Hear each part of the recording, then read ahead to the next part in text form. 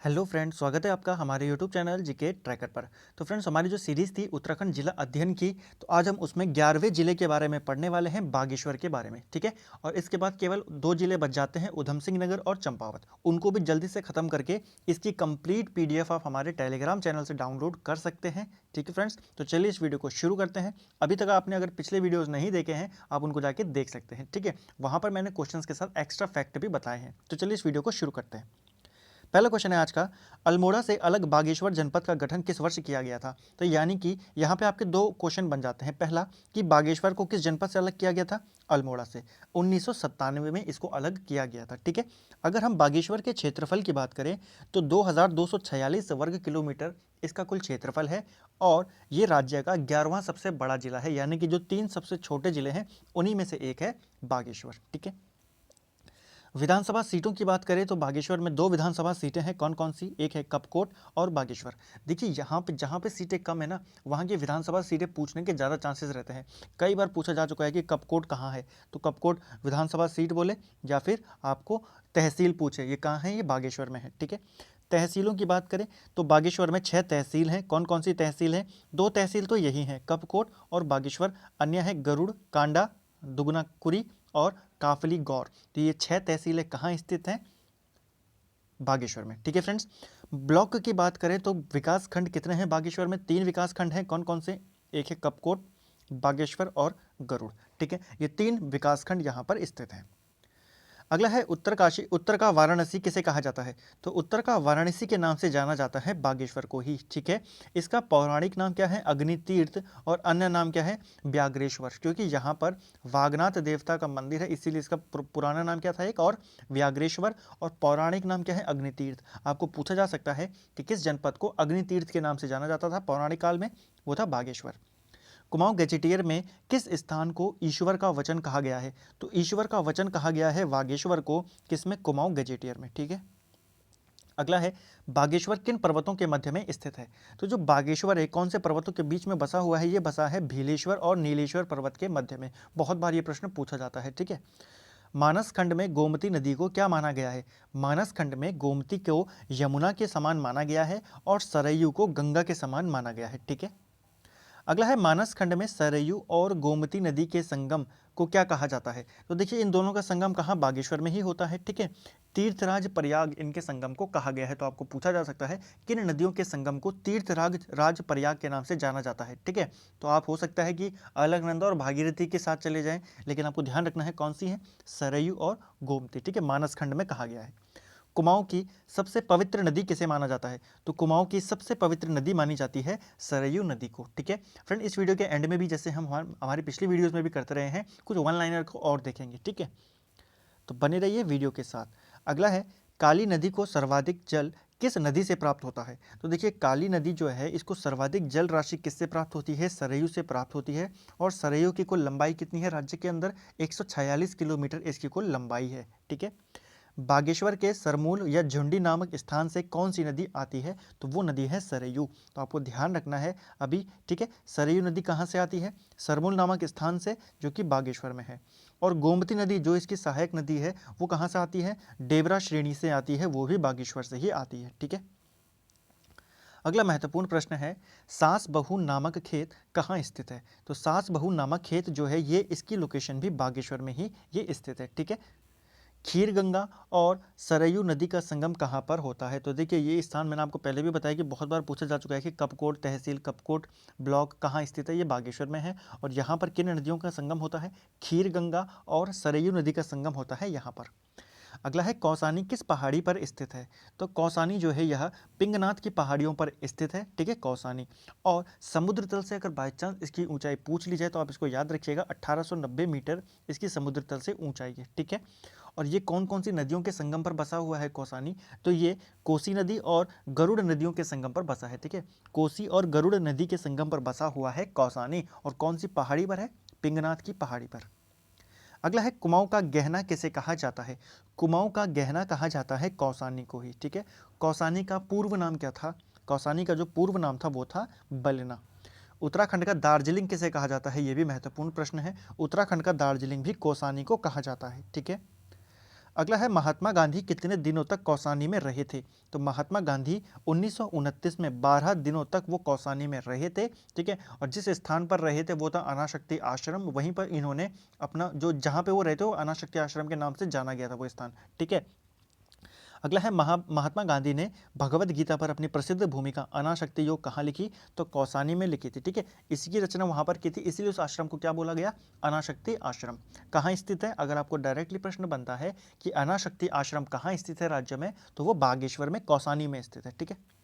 गांधी जी की शिष्य सरला बहन का मूल नाम क्या था। देखिए सरला बहन कौन थी, ये एक अंग्रेज थी और गांधी जी से प्रभावित होकर ये यहीं रह गई थी, ठीक है। ये इनसे मिलने के लिए कौसानी आई थी और इनका जो मूल नाम था वो था कैथरीन हाइलेमिन, ठीक है। कौसानी में लक्ष्मी आश्रम की स्थापना किसने की थी। कौसानी के अंदर लक्ष्मी आश्रम बनाया था सरला बहन ने, ठीक है। कई बार आपको ऑप्शन में क्या करेगा, सरला बहन ना देखे कैथरीन हाइलामैन नाम में दे देगा, ठीक है। तो आपको ध्यान रखना है सरला बहन और कैथरीन हाइलामैन दोनों एक ही के नाम है, ठीक है। 1941 में इन्होंने कौसानी के अंदर ये जो आश्रम है लक्ष्मी आश्रम, इसकी स्थापना इन्होंने की थी, ठीक है। अगला है लक्ष्मी आश्रम से जुड़ी दो बहनें कौन सी थी जिन्होंने सर्वोदय का प्रचार प्रसार किया था। तो वो कौन कौन सी दो बहनें हैं, वो हैं कमला और बसंती। इन दोनों बहनों का संबंध किस आश्रम से है, ये आपको पूछा जा सकता है, लक्ष्मी आश्रम से है, ठीक है। और इन्होंने प्रचार किया था सर्वोदय का, ठीक है। अगला है किस स्थान पर अत्याधुनिक चाय उत्पादन इकाई स्थापित है। तो अत्याधुनिक चाय उत्पादन इकाई जो है ये स्थापित है कौसानी में ही, ठीक है। इसीलिए कौसानी को क्या बोला जाता है, उत्तराखंड का दार्जिलिंग भी इसको बोला जाता है। गांधी जी ने अपनी किस पत्रिका में कौसानी को भारत का स्विट्जरलैंड कहा था। तो भारत का स्विट्जरलैंड किसको बोला जाता है, कौसानी को कहा था किसने, महात्मा गांधी ने अपनी यंग इंडिया के एक लेख में उन्होंने ये कहा था कि कौसानी क्या है, भारत का स्विट्जरलैंड है। कौन सा दर्रा बागेश्वर को पिथौरागढ़ से जोड़ता है। तो बहुत ही महत्वपूर्ण दर्रा है, बहुत बार पूछा जाता है, ठीक है, ट्रेल दर्रा। कई बार ऐसे भी पूछा जाता है कि किस कमिश्नर के नाम पर एक दर्रा भी है, तो वो कौन है, विलियम ट्रेल, ठीक है, जो कि कुमाऊं का दूसरा कमिश्नर था और वास्तविक कमिश्नर भी यही था पहला, ठीक है। तो कौन सा दर्रा है जो जोड़ता है, ट्रेल दर्रा। अन्य कौन सा दर्रा है, एक और महत्वपूर्ण दर्रा जो बागेश्वर में स्थित है वो है सुंदर डुंगा दर्रा, और ये जोड़ता है बागेश्वर को चमोली के साथ, ठीक है। आपको ये दोनों पॉइंट, ये दोनों दर्रे बहुत ही इंपॉर्टेंट एग्जाम में आ सकते हैं। अगला है कफनी ग्लेशियर कहाँ स्थित है। तो कफनी ग्लेशियर की लोकेशन है बागेश्वर में, ठीक है। और अन्य कौन कौन से ग्लेशियर है प्रमुख जो बागेश्वर में है और काफ़ी इंपॉर्टेंट है एग्जाम के लिए, देख लेते हैं। सुंदर डुंगी ग्लेशियर कहाँ स्थित है, बागेश्वर में। सुखराम ग्लेशियर कहाँ स्थित है, ये भी बागेश्वर में है। पिंडारी ग्लेशियर मोस्ट इंपॉर्टेंट, ये कहाँ है, देखिए 3 जनपदों में फैला है लेकिन माना इसको कहाँ जाता है, बागेश्वर में माना जाता है, ठीक है। अगर आपको प्रश्न आए राज्य का सबसे बड़ा ग्लेशियर कौन सा है, तो वो है गंगोत्री, ठीक है। अगर पूछा जाए कुमाऊं का सबसे बड़ा कौन सा है, तो वो है मिलम ग्लेशियर। लेकिन अगर पूछा जाए राज्य का दूसरा सबसे बड़ा ग्लेशियर कौन सा है, तो वो है पिंडारी ग्लेशियर, ठीक है।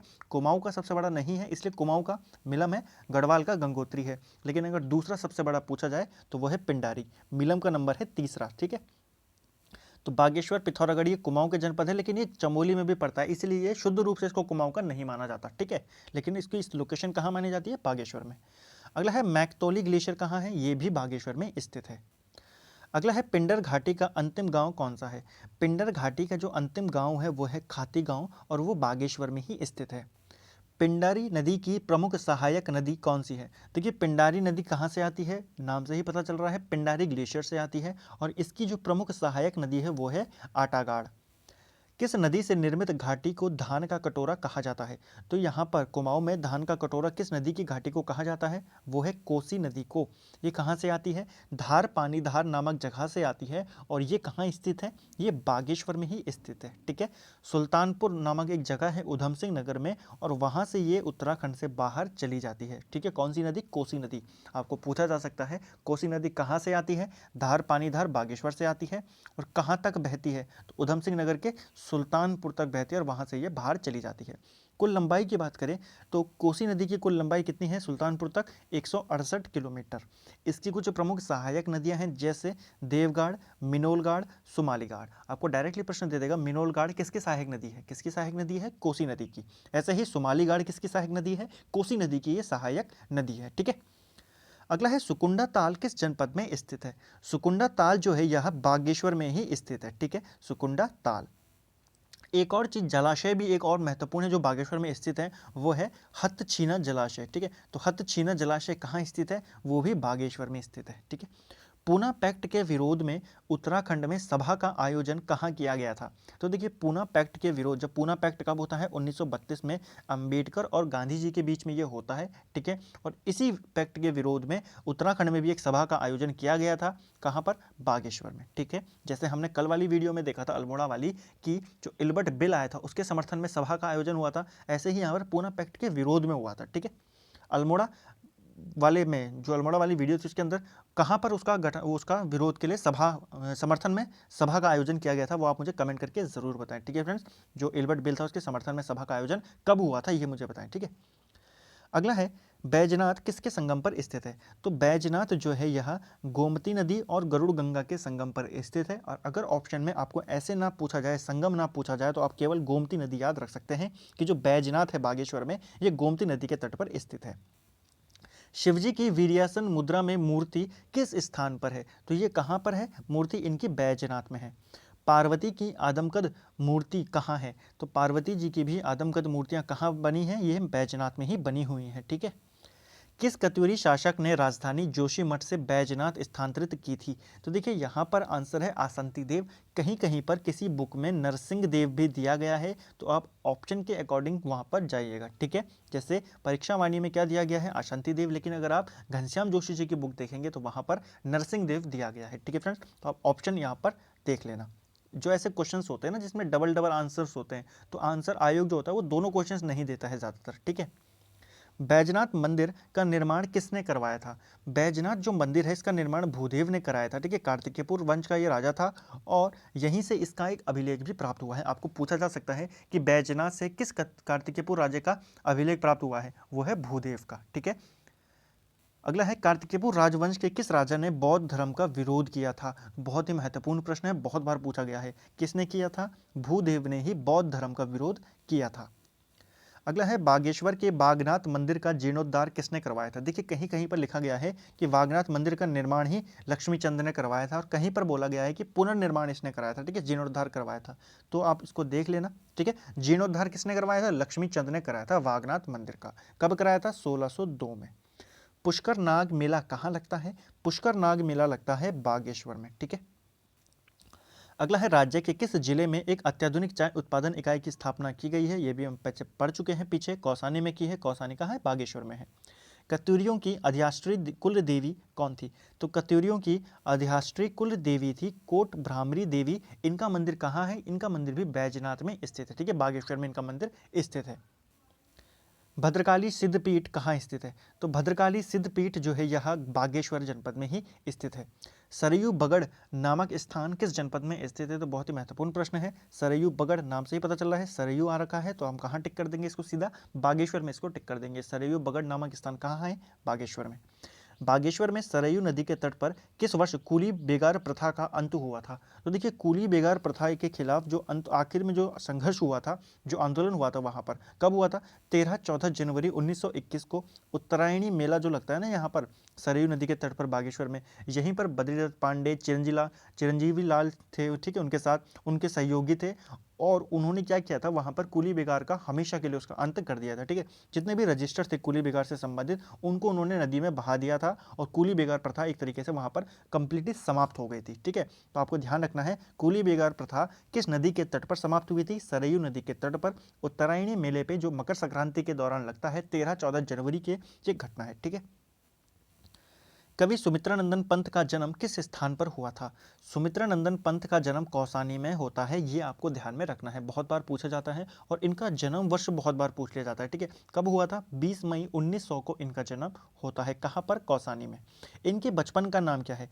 तो सुमित्रानंदन पंत के बचपन का नाम है गोसाई दत्त। ठीक है, इन्हीं के सुझाव पर ऑल इंडिया रेडियो का नाम क्या रखा गया था, आकाशवाणी रखा गया था। ठीक है, आकाशवाणी का जो नाम पहले क्या था, वो था ऑल इंडिया रेडियो, लेकिन इन्होंने सुझाव दिया कि इसका नाम क्या रख दिया जाए, आकाशवाणी। ठीक है, इन्होंने 1938 में एक पत्रिका का भी संपादन किया था। ठीक है, इन्होंने शुरू नहीं की थी, इन्होंने उसमें संपादक का कार्य किया था। कौन सी पत्रिका थी, रूपाभ पत्रिका वो थी, जिसमें इन्होंने एक संपादक के रूप में कार्य किया था।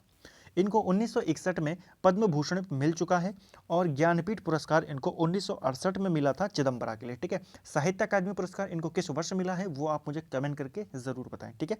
चिदम्बरा के लिए मिला है। बहुत बार ये प्रश्न पूछा जाता है कि सुमित्रानंदन पंत को किस रचना के लिए ज्ञानपीठ पुरस्कार से सम्मानित किया गया था या फिर किस वर्ष किया गया था। 1968 में चिदम्बरा के लिए। अगला है, स्वतंत्रता संग्राम के दौरान जेल जाने वाली पहली उत्तराखंड की प्रथम महिला कौन थी। तो स्वतंत्रता संग्राम के लिए जेल जाने वाली उत्तराखंड की पहली महिला थी विष्णु देवी शाह। इनका जन्म बागेश्वर में होता है 1902 में, ठीक है। और इन्हीं के नेतृत्व में महिलाओं ने इन्होंने कुछ महिलाओं का नेतृत्व किया था, जिसके अंदर कुंती वर्मा भी शामिल थी। अल्मोड़ा नगर पालिका में इन्होंने झंडा फहराया था 1930 में। तो ये भी आपको ध्यान में रखना है कि अल्मोड़ा नगर पालिका में किसके नेतृत्व में झंडा फहराया गया था, विष्णु देवी शाह, ठीक है। इनका जन्म कहाँ होता है, बागेश्वर में। अगला है, उत्तराखंड में पहली राजनीतिक गिरफ्तारी किसकी हुई थी। तो उत्तराखंड में पहली राजनीतिक गिरफ्तारी, ये स्वतंत्रता आंदोलन के लिए पहले जेल जाने वाले व्यक्ति कौन थे, वो थे मोहन सिंह मैथा। इनका संबंध भी बागेश्वर जनपद से है। 1897 में बज्यूला गांव बागेश्वर में इनका जन्म होता है, ठीक है। कत्यूर घाटी में इन्होंने कुमाऊं परिषद की शाखा खोली थी 1921 में, और अनाथों के लिए इन्होंने कई सारे कार्य, सामाजिक कार्य इन्होंने किए थे, ठीक है। तो मोहन सिंह मैथा पहले व्यक्ति थे जो आज़ादी के लिए जेल गए थे, ठीक है। आप मुझे कमेंट करके ये बताएं कि राज्य आंदोलन के दौरान जेल जाने वाली प्रथम महिला कौन थी। अब कुछ आंकड़े देख लेते हैं, ठीक है। आज का अंतिम प्रश्न है, उसके बाद कुछ वन लाइनर देखेंगे। राज्य की जनसंख्या का कुल कितने प्रतिशत बागेश्वर में निवास करती है। तो बागेश्वर में कुल जनसंख्या कितनी है राज्य की, उत्तराखंड की लगभग 2.5% जनसंख्या वो बागेश्वर में है। जनसंख्या के मामले में ये 11वें नंबर का सबसे बड़ा जिला है, ठीक है। सबसे अधिक जनसंख्या के मामले में 11वें नंबर पर है। अगर कुल जनसंख्या की बात करें तो कितनी है, 2,59,000 के करीब यहाँ जनसंख्या है, ठीक है। ये 11वां ही होगा यहाँ पर भी, ठीक, 11 ही हो गई। जनसंख्या घनत्व की बात करें तो 116 यहाँ पर जनसंख्या घनत्व है। उसके मामले में भी ये 10वां सबसे ज़्यादा है, ठीक है। सबसे मतलब कमी है यहाँ पर भी। अगला है दशकीय वृद्धि दर। तो लगभग 4% की यहाँ पर दशकीय वृद्धि दर है। लिंग अनुपात यहाँ पर चौथे नंबर पर, ये लिंग अनुपात के बारे में 1090, ठीक है। जो यहाँ से महत्वपूर्ण प्रश्न बनता है वो है ये वाला, ग्रामीण जनसंख्या सबसे अधिक किस जनपद में है, तो वो है बागेश्वर, ठीक है। आप देख रहे हैं लगभग 96.50% कहाँ है, इनकी ग्रामीण जनसंख्या है वो, ठीक है। तो आपको ये प्रश्न बनता है, जो राज्य पहले नंबर पर है उनसे प्रश्न बनते हैं, चाहे वो लिंग अनुपात में पहला हो, दशकीय वृद्धि दर में पहला हो, साक्षरता में पहला हो, ठीक है। तो आपको पूछा जाता है कि किस जनपद में सर्वाधिक ग्रामीण जनसंख्या निवास करती है, वो कौन सा जनपद है, वो है बागेश्वर जनपद है, ठीक है फ्रेंड्स। नगरीय जनसंख्या की बात करें, इसी का उल्टा प्रश्न है कि सबसे कम नगरीय जनसंख्या कहाँ है, वो भी बागेश्वर में, क्योंकि जब यहाँ ज़्यादा ग्रामीण होंगे तो साफ सी बात है कि जनसंख्या जो नगर वाली है वो कम होगी, ठीक है। कुछ वन लाइनर को देख लेते हैं, ये वीडियो यहाँ पर हो जाती है, ठीक है। अब इन क्वेश्चंस को आप लिख सकते हैं क्योंकि ये पीडीएफ में आपको नहीं मिलेंगे, ठीक है। देखिए 1929 में जब महात्मा गांधी कौसानी में आए थे तो उन्होंने वहाँ पर एक मंदिर की भूमि के लिए उन्होंने वहाँ पर क्या था, एक शिलान्यास किया था। तो वो कौन सा मंदिर था, वो था स्वराज मंदिर। तो आपको पूछा जा सकता है महात्मा गांधी ने किस भूमि के लिए, किस मंदिर के लिए वहाँ पे वो किया था, शिलान्यास किया था, स्वराज मंदिर के लिए किया था, ठीक है। एक और चीज़ आपको मैंने बताया कि 13-14 जनवरी 1921 को उत्तरायणी मेले में कूली बेगार प्रथा समाप्त हो गई थी, ठीक है। एक और प्रश्न बनता है कि उत्तरायणी मेले को किस जो इतिहासकार है या किसने अपनी किताब में उस मेले का जिक्र किया है। तो देखिए आपने किताब का नाम सुना होगा, होली हिमालय, ठीक है। किसके द्वारा लिखी गई है, सैमरन ओकले के द्वारा लिखी गई है। 1905 में ये प्रकाशित होती है और इस किताब में, होली हिमालय में, उत्तरायणी मेले का जिक्र किया गया है, ठीक है। बागेश्वर से एक और पत्रिका का प्रकाशन भी होता था, हिमालय का स्वर, ठीक है। तो आपको पूछा जाता है हिमालय का स्वर पत्रिका कहाँ से आती थी, ये बागेश्वर से आती थी, ठीक है। कमेणी देवी मंदिर कहाँ है, तो बहुत ही महत्वपूर्ण प्रश्न है, कमेणी देवी मंदिर ये भी बागेश्वर में स्थित है, ठीक है। और एक और चीज़, सेवानौ नौला, ये भी पूछा जा सकता है आपसे कि सेवानौ नौला कहाँ स्थित है, ये भी बागेश्वर में स्थित है, ठीक है। एक और चीज़ कौसानी से संबंधित पूछी जाती है कि कौसानी का संस्थापक किसे माना जाता है। तो आप याद रख सकते हैं, अगर आपको ऐसा क्वेश्चन देखने को मिल जाए, हेनरी रैमजे को कौसानी का संस्थापक माना जाता है। एक और चीज़, उत्तराखंड का नीलगिरी किसको कहा जाता है, तो उत्तराखंड का नीलगिरी भी बागेश्वर को कहा जाता है, ठीक है फ्रेंड्स। तो ये थे काफ़ी महत्वपूर्ण प्रश्न उत्तराखंड के बागेश्वर जनपद से संबंधित, ठीक है। आई होप आपको वीडियो पसंद आया होगा। वीडियो पसंद आता है वीडियो को लाइक करें, वीडियो को शेयर करें, चैनल को सब्सक्राइब करें और ज़्यादा से ज़्यादा अपने दोस्तों के साथ इसको शेयर करें, ठीक है। और अभी तक चैनल को सब्सक्राइब नहीं किया है तो चैनल को सब्सक्राइब करें। और अगर आपने अभी तक हमारी उत्तराखंड जीके वन लाइनर वाली सीरीज़ जिसके 35 पार्ट आ चुके हैं, ठीक है, उत्तराखंड जिले वाली सीरीज़ जिसके आज ये 11वां पार्ट आया है, एमसीक्यूज़ वाली सीरीज़ नहीं देखी है तो आप उनको जाके देख सकते हैं। काफ़ी अच्छी आपका यहाँ पर रिवीजन हो जाएगा, क्योंकि हमने क्या करा है, हमने कम टाइम में ज़्यादा क्वेश्चन देखे हैं। ठीक है, उत्तराखंड के आप जितने भी वीडियो देखेंगे वन लाइनर वाली, उनमें हर वीडियो में मैंने आपको 50-50 क्वेश्चन दिए, वो भी एक्स्ट्रा फैक्ट के साथ, तो आप उनको जाके देख सकते हैं। Thank you friends.